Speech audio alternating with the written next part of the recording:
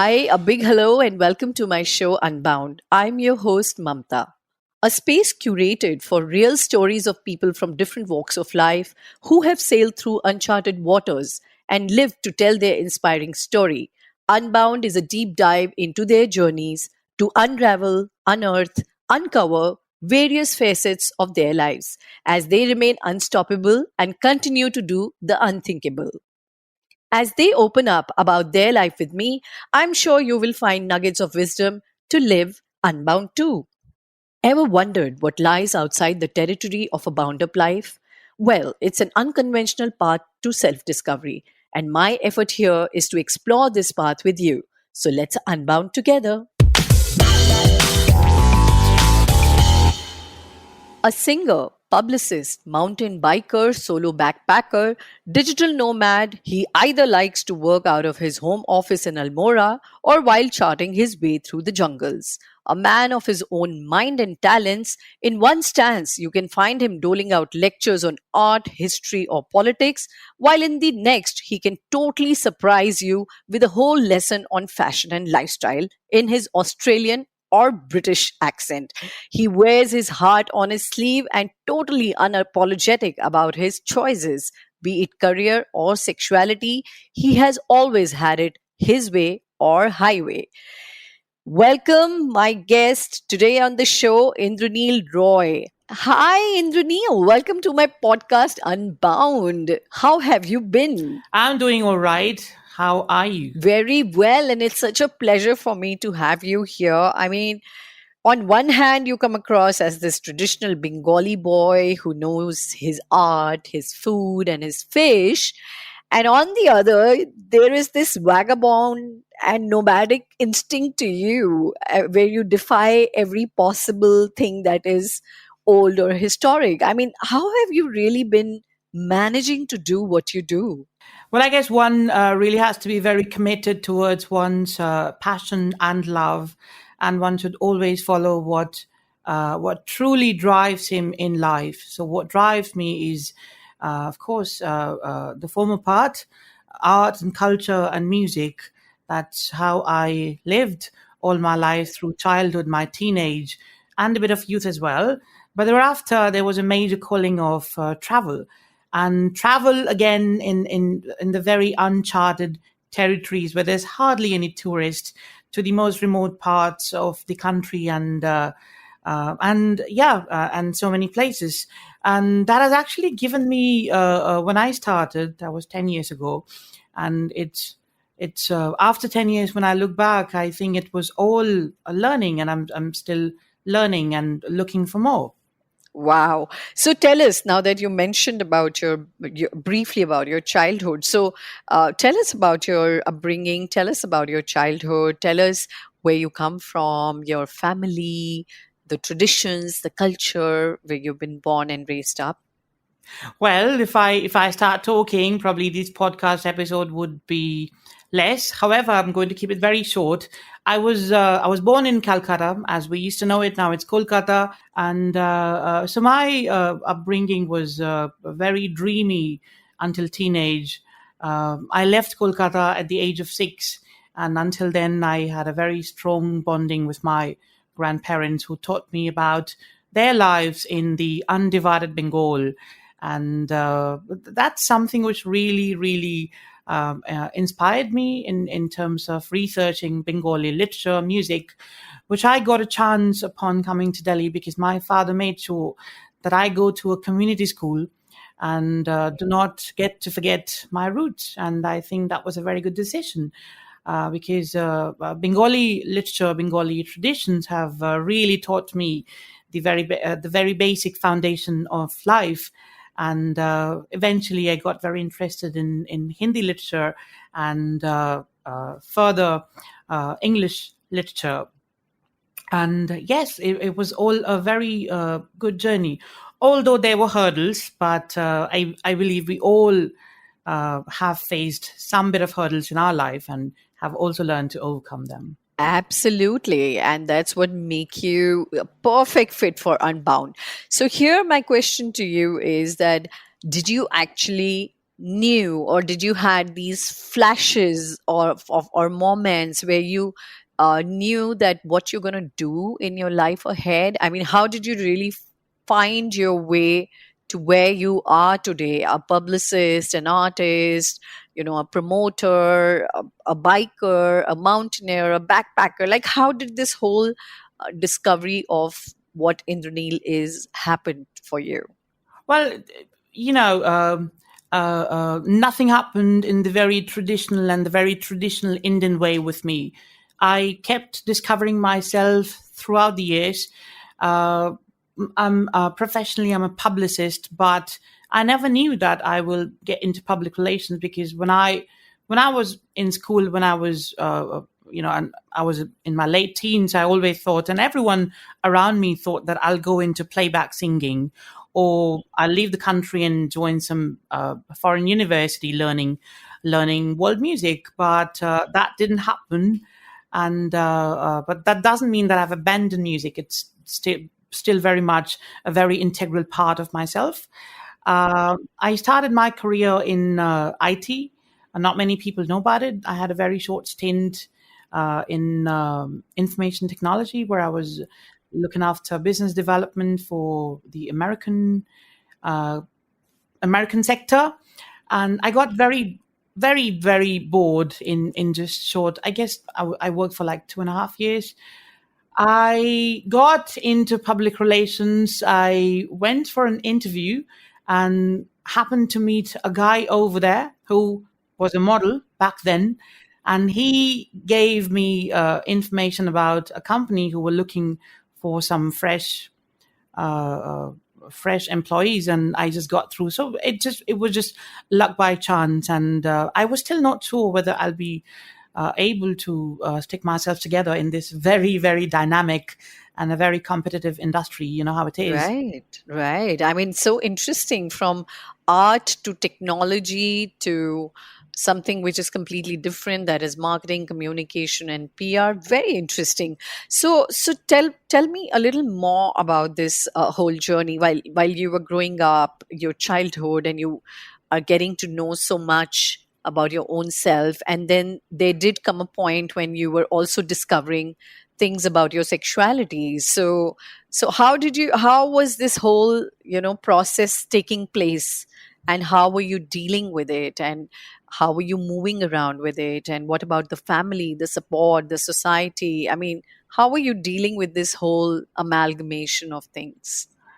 Well, I would say that too was a very gradual process, because in the beginning, like every other adolescent boy of my age back then, that was like almost 18 years ago, I happen to like girls, and of course, there has been some sort of love interest between a few girls and me. Nothing sexual, because we were very young and still in India. So gradually, when I think, if I can recollect my memory well, I guess when I was 15 or 16, I started getting attracted towards boys in my high school. I was in Delhi, and when I used to look at them, of course, there was some, to be very precise, there are some chemical changes in your body, and there are sensations, and you know that, all right, this is what I'm feeling while looking at a boy and not a girl. So things are definitely not normal. I use the word normal because back then this wasn't normal to me. So I let it be. I didn't explore my sexuality back then. And then I moved to Calcutta for 2 years, and a girl was totally after me, and she wanted to be in a steady relationship with me. And then I actually started questioning me, and by then I was 18. I questioned myself every night for a week, and I found my answer that, all right, I'm not into women. I'm not into girls. I like men, and this is what it is. But I still wasn't in terms with my sexuality, with my own self. Right after 1 year, I moved to Delhi, and that was the real journey. And I started connecting with a lot of people from different parts of India.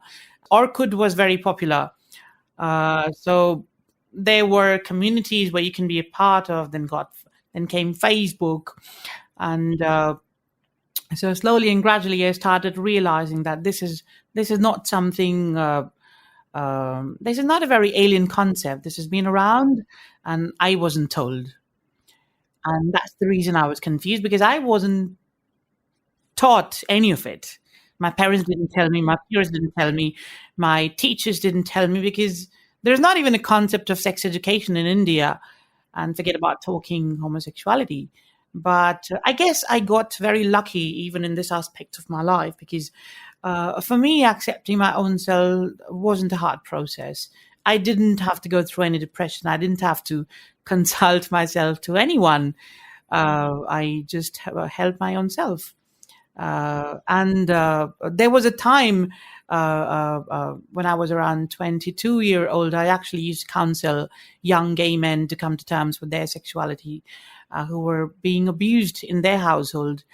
And again, I consider myself very fortunate, because at work, among my friends and extended family, nobody ever pointed any fingers. Nobody ever expressed their discomfort around me. People were extremely comfortable, even after knowing that what is my sexual orientation is. And this I'm talking back in 2018, 2019, when things were still very much under the carpet. What's the role of the family here, or your immediate peer and your immediate area of, or sphere of influence? Where have you seen, you were lucky, of course, but there must have been some breaking points, something coming from someone which may have come as a criticism or a backlash. There has been, of course. I wouldn't completely negate those incidents, but there has been incidents wherein a few men tried to abuse me, not sexually, but verbally. But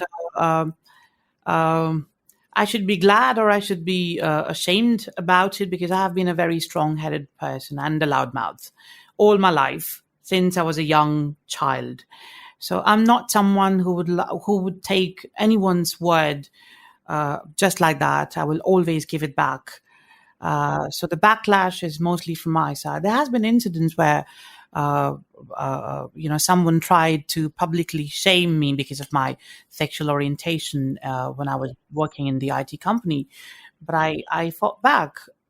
Probably I was a bit humble, a bit docile, but I had my own way to get out of it and not just take things for as it is. And I think no one should do it. Wow. So, but typically, I mean, how we would see things, that it can take a hit on anyone's confidence. It can take It can, or Yeah. I think that it's because of my own personality trait.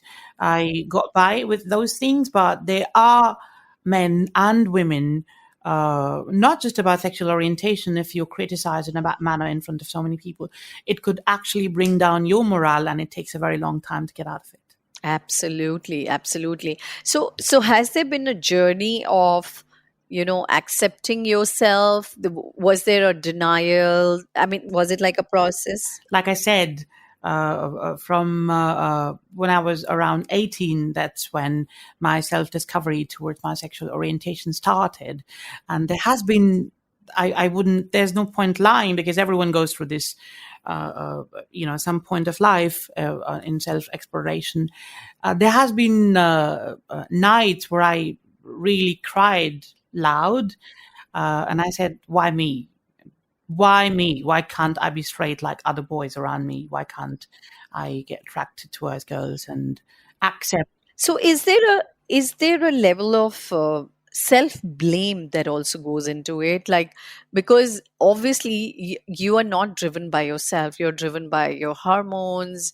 It's that kind of age, and there is so much of peer pressure. There is a societal pressure which wants you to behave and be in line in a certain way. Then add to that an Indian society which is so patriarchally driven, which means that the man has to go out, get married, get settled, and bear children and run a family or lead a family.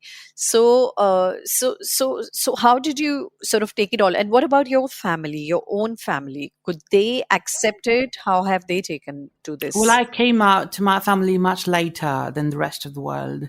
My family got to know about my sexuality when the entire world already knew and accepted wholeheartedly. And to be very honest, my mother, she's still in she's still in denial. My mum thinks that this is just sort of a youth-driven factor, and this would go away eventually. And someday there would be a day when I'll get married and settle down and have kids. And that's not a possibility. I keep reiterating this in front of my mum, but she is in a denial, and nobody can help because it's very interesting, when we see Indian parents, and I'm talking specifically about my mother, wherein drawing a parallel with other Indian parents at the same point of time. My mother has been very vocal and active towards telling everyone of how they should be accepting about different people with different sexual orientations, and she has been wanting to send me to the Delhi Gay Pride, which happens every year, and she told me that you are a part of this fashion and lifestyle society, and you must go and support them. And this was way before when she got to know about my sexual orientation. And when she got to know about her own son, the attitude totally shifted, and she turned a blind eye, as if these talks, these thoughts, doesn't exist. And just for a very small example, I was visiting my extended family in Calcutta, and there happened to be conversation, and I said that now I'm not going to get married to a girl. I'm into guys, and You just said this. You just declared this to your extended family that I'm not going to get oh married yes, I did. to. I did. And what was did they fall off the floor, or what just happened after that? Not exactly. Some I've got a very huge extended family, and some thought I'm joking because I've got a habit of, sort of cooking up spontaneous stories in front of anyone and in context. So some thought I may be joking, and some who are a bit close to me, they knew that this is the blatant truth. And there wasn't any reaction because my family knows very well that if they react to something like that, there would be a very strong reaction from my side. So let's just evade it. And when my mother got to know about it, she asked me that, are you very proud about it? I was like, there's nothing to be proud about it, but there's nothing to be ashamed about it either. It's just as it is.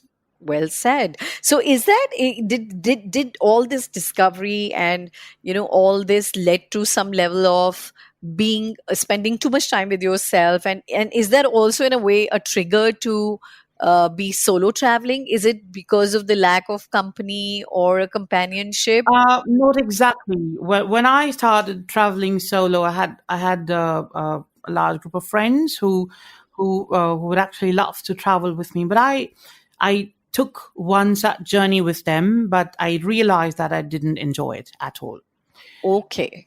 So what part of it you didn't enjoy? The tourist traveling? Yeah, the touristy part of it, I didn't enjoy the sightseeing and taking too many photographs and just the kind of things we get to see among any sort of tourist. So I realized that this is not me. So a traveler by heart, by choice. It's been almost a decade of solo backpacking and traveling to the remotest corners of India and Southeast Asia for you, sometimes on buses and trains and even on foot. I believe you've done a fair amount of travel. So what's been your most memorable travel till so far? Well, and why? It's really it's a really hard a question to answer, because if you ask me what kind of what's your best food choice, and it's sort of Yes. it's sort of a similar question. There has been plenty. Okay. There has been plenty. Although I could definitely talk about two most distinct travel of mine. One was when I traveled. I did a road trip Indo-Myanmar, It's one of the most beautiful countries I've seen, one of the most rich culturally and with natural resources. People are so warm. I traveled through the entire country. There's so much of things to unearth, and one would be absolutely astonished to visit that country. That was a very, very memorable trip. And apart from that, my cycling journey in the Himalayas.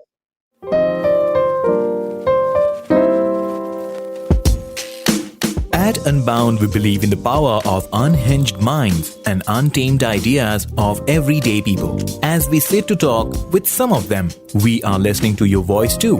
So share your thoughts, ideas, and takeaways from this podcast as a review on Apple Podcasts, or just drop us a message on Instagram at d.mamta. And remember to follow and subscribe to this podcast to stay connected with us. And now, back to our UnBound conversation.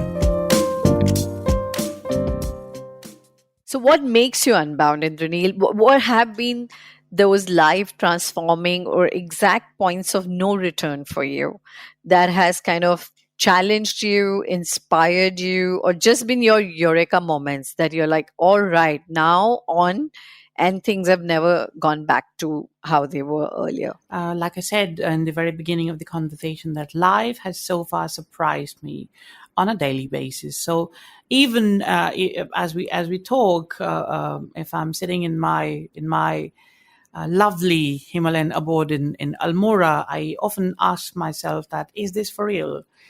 Because many people actually dream of living a life which I'm living.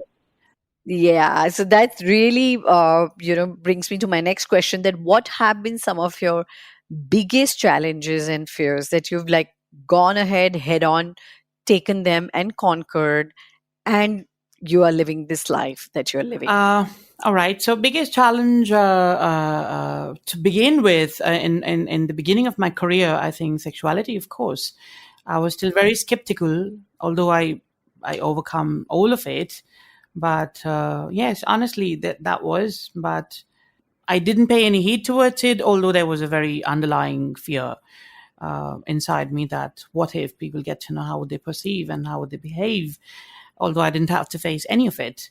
Yes, it's interesting that you say that, because the kind of career choice that you ended up making was, I mean, it does require you to be out there in the public eye all the time. There's so much of social interaction. There is so much of, putting yourself out there. So that threat and fear is looming so large on you that, okay, they can find out, or maybe there is a slip up and, they can figure it out.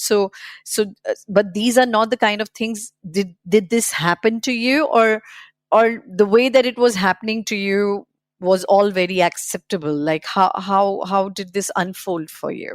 Yeah, so like I said, I find myself very lucky in that aspect of my life, that I never had to face any sort of a societal discrimination or judgment or backlash, and I'm really, really grateful to my Almighty and stars for that, because I've actually come across to a lot of people who are very successful in their life now when they are in their 40s and 50s, but they led a very, very miserable and terrible life when they were young kids, and they had already got to know about their sexuality much before I did.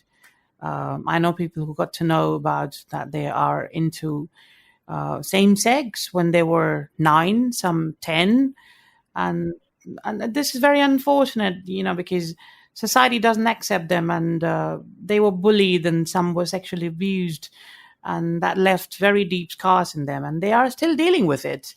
And so wherein I didn't have to deal with any of it.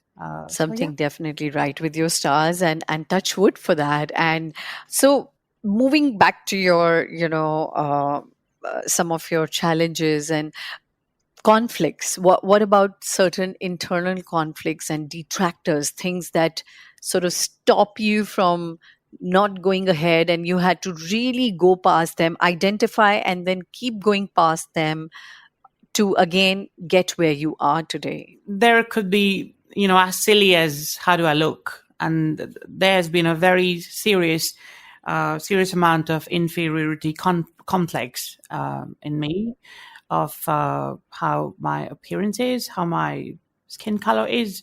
Although I would say I don't blame, but I think certain things would happen to you over and over since you were very, very young, and that stays on in your subconscious mind forever. And it takes a great deal to come out of it. So that happened to me. My skin color is not that bright as per my family, and that's something I was name called upon since my birth. And yes, people who know me, they know this aspect of my life as well. Although I'm very comfortable with my skin color now, but only a few years ago I was not. And yes, and I do take this very seriously, and that really affects sometimes my mood, probably some decisions if I have to meet someone, online dating. So all of this, and this is something I'm really dealing with. And I know many people because I really met a journalist, and I was so surprised that she came to be so confident and so cheery, and she said she is going through the same. So I think I'm not the only one dealing with it. And what about your journey as a pet parent? You have this fascination towards dogs, right? Oh yes, I've got 3 dogs. Yes. So how is your journey been? From being a solo backpacker and a traveler to really parenting pets back at home. How do you manage and juggle it all? Well, okay. There's one thing I would like to share with Mamtaa, your audience, is that dogs have really saved my life, have brought me out of life-threatening situations when I was backpacking solo in the remote corridors of the Himalayas. There has been instances where I lost my route, and there was, when it gets totally cloud covered at 5,000 meters above sea level, it could be life threatening. And out of nowhere, a dog appeared and brought me back to safety. So I'm really thankful to any kind of animal. Since I was young, I was always surrounded by animals. Our house in Calcutta had always, we had dogs. And in Delhi also, we always had dogs. Like me and my family, we cannot imagine living without a dog. And now when I live in Almora, again, I was just destined to have them. When I was renovating my home, one very evening when I was returning to the hotel, I found my first dog lying on the street. I picked her up. Never thought I'm going to keep her with me, but eventually I did. And that was a great decision. And recently I've adopted another dog. It's a great responsibility. Like you said, how do I juggle? So a lot of people think that I do not have any routine on my daily life, but trust me, there is a lot of routine. Having pets is like having your own kids. And there's just so much that they demand out of you. I mean, very often we would have this dialogue in the family that let's have a pet, let's adopt a pet. But it's really, till the time you don't have that. There's a lot. It's just not, it's not like you're feeding 3 times a day and your responsibility gets over. There's much beyond. Firstly, because I'm not living in the city anymore, so the responsibility goes up to a notch higher, because there is fear of wild animals where I live. So I really have to protect my pets from that. I really have to be cautious that they do not go far away. And there's medication, and I live in a place where hospitals and doctors are really far away. So managing all of it, it's a task. But I'm very happy to take up all of it. It gives me great joy. Excellent. So it's kind of a soul connect, as I would call this. Yes. For yes. you. So great. What about your ambitions next? What about your tours, your cycling, your traveling? What's up on the cards next? So up on the cards is my next cycling expedition, which I am very confident of achieving towards the latter part of this year. Is I'm going to ride the entire length of the Ganges, or Ganga as we know it.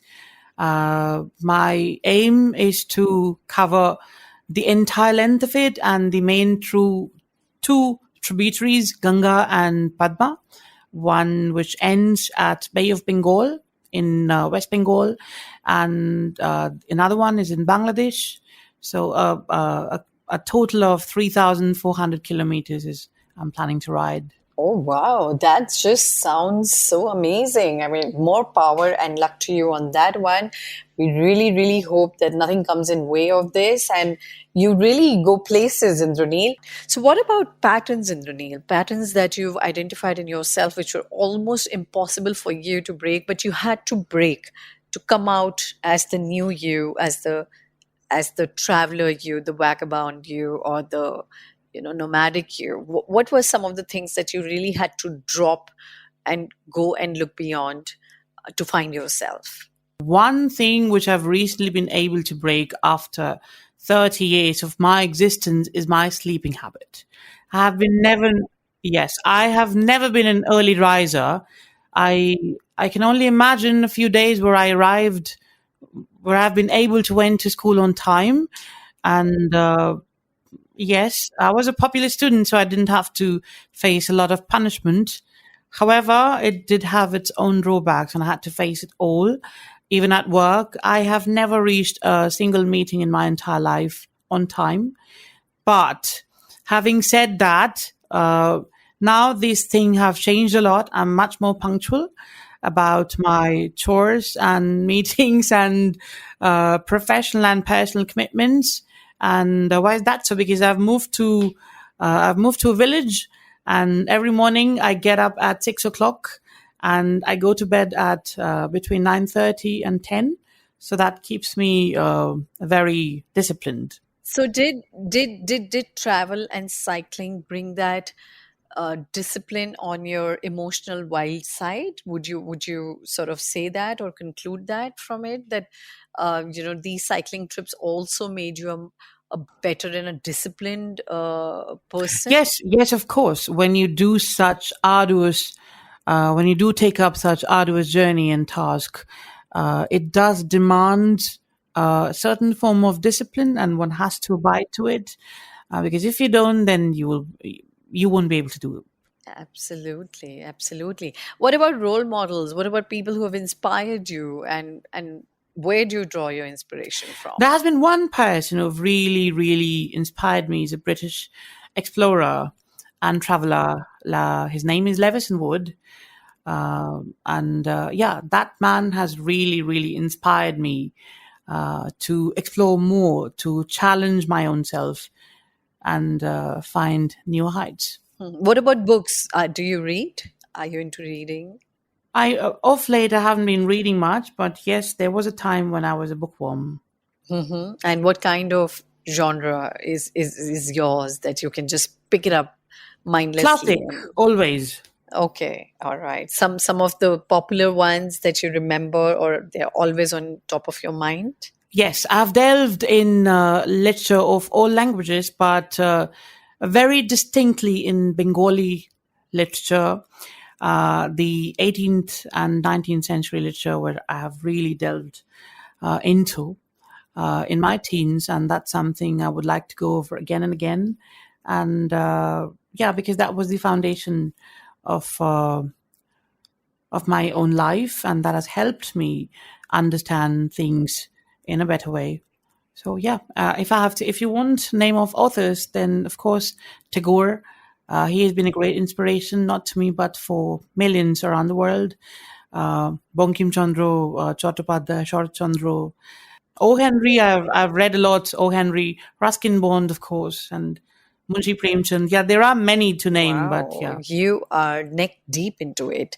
What anchors you back to your Zen state, Indranil? Are there moments when you just want to run away and there's just that one thing that brings you back in your state of calm or brings upon peace?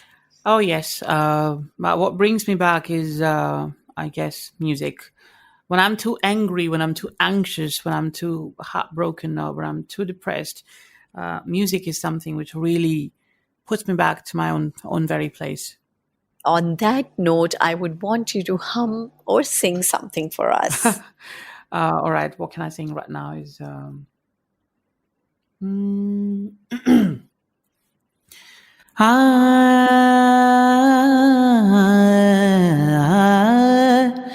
चांद निकले किसी जानिब तेरी ज़िबानी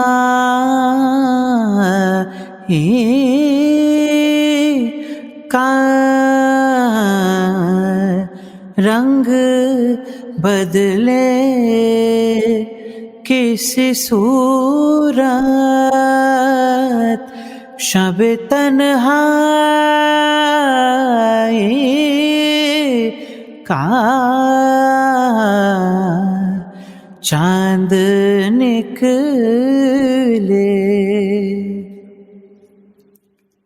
Wow, that is beautiful and mesmerizing. I so wish we can go on and on like that the whole way around. But quick things on what's your mantra for dealing with failures and mistakes. So, I mean, on your journey, of course, you realize that this did not happen right, or I misjudged this, or this shouldn't have happened. I shouldn't have done this. How do you deal with all that self-criticism? I think there's just one mantra. For me, it works that just move on. I mean, what's the point of pondering over things which you have got no control over? Jo beet gaya, so beet gaya. I mean, you cannot turn things around, and so there's no point going, actually pondering over. And just focus on a new day. It's a new moment. Beautiful. And what about one big learning that COVID has been for you? COVID, nothing is permanent. Everything is fragile, and one really has to give importance to one's own life, people around us, cherish everything, everyone, and try to be nice and humble. Wow, that is some gyan and some pearls of wisdom there. Now we'll quickly come to this very fireside chat. It's a very small segment, just a few questions. We call it rapid reflex. You have to answer in not more than one or maybe a few words. So are you ready for this, Indranil? Oh, yes, absolutely. All right. One thing you would like to change about our education system? That one thing would be heavy textbook-based learning. I think it's high time. We should change the entire curriculum. Excellent. One thing you wish that parents never said to children?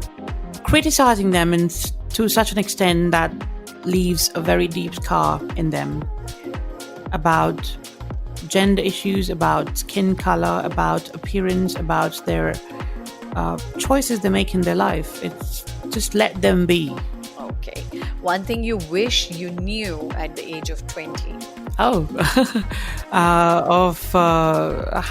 to be so confident. All right. One thing you wish that never existed in this world? Discrimination. One thing you wish which could exist forever? Love. Beautiful. And one thing you would certainly like to unlearn? Biases. All right. Now is the time for just one word answers. Just one word answers. Just a volley of 3 or 4 more questions. And here we go. Marriage to you is? Companionship. Love to you is? Life. Life to you is? Happy. Food to you is? Soul. Wow, that was truly being unbound. And I am like truly touched with more knowing more of you, Indranil. I've known you long enough, but not the way that I would know you now. So, with that, we come to almost the end of this show, and it's been an absolute pleasure to have you and uncover such interesting aspects of you and your life. Thank you so much for sharing your journey and speaking out your vulnerabilities, your fears, things, touching on things that people are so afraid to touch upon. As a parting note, I would just like to say that not all those who wander are lost, and I really wish you many adventures and many wanderings in pursuit of finding yourself. We certainly need more people like you. Thank you for being on the show, Indranil. Thank you. Thank you for having me. Thank you so much for listening to today's episode. I would love to know from you what idea or insight you unboxed from today's conversation. Just drop me a message over LinkedIn or in my inbox, and remember to follow this podcast so that when the next episode drops, you can join me for yet another one too. Keep coming and keep unbounding. Till then, this is your host Mamtaa signing off.